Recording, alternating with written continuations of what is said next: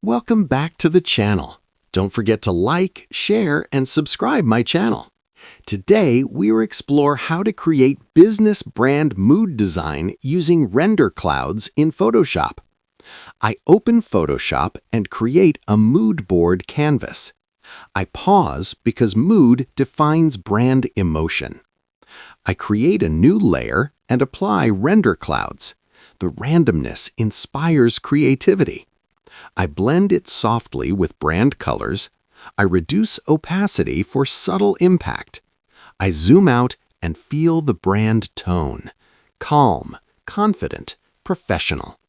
Render clouds helps visualize business identity without complexity. I stop